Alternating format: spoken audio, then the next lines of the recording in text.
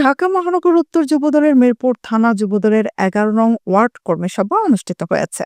আজ বিকালে Kalyanpur girls school মাঠে পবিত্র কোরআন শরীফ পাঠের মধ্য দিয়ে কর্মী সভাটি শুরু হয়। পরে জাতীয় সঙ্গীতের মধ্য দিয়ে কর্মী সভাটি প্রাণ চাঞ্চল্যতা ফিরে পায়।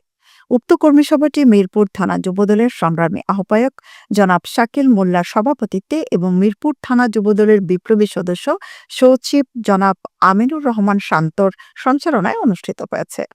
কর্মী সভায় প্রধান অতিথি হিসেবে উপস্থিত থেকে মূল্যবান বক্তব্য প্রদান করেন ঢাকা মহানগর উত্তর যুবদলের বিপ্লবী সদস্য সচিব জনাব সাজ্জাদুল মিরাজ। প্রধান বক্তা হিসেবে বক্তব্য প্রদান করেন ঢাকা মহানগর উত্তর যুবদলের সিনিয়র যুগ্ম আহ্বায়ক মনিরুল ইসলাম স্বপন।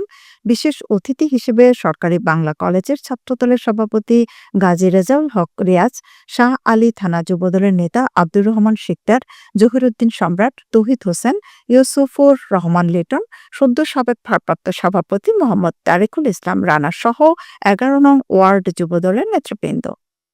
আপনারা যখন যুবদলের ১১ নং ওয়ার্ড থেকে থানার নেতৃবৃন্দদের সাথে সভা সমাবেশ করেছেন, আন্দোলন সংগ্রাম করেছেন, আপনারা বক্তব্য রাখতে পারবেন।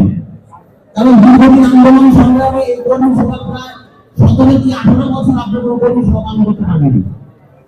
আজকে ১১ নং ওয়ার্ডে আপনার কর্মী সভা পালন করতে এই সুযোগ আপনারা হাতছাড়া করবেন। আপনারা বক্তব্য দিবেন, সাংগঠনিক বক্তব্য দিবেন।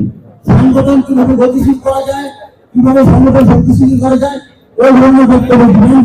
কিন্তু কারো ওয়ার্ড কমিটি নাই।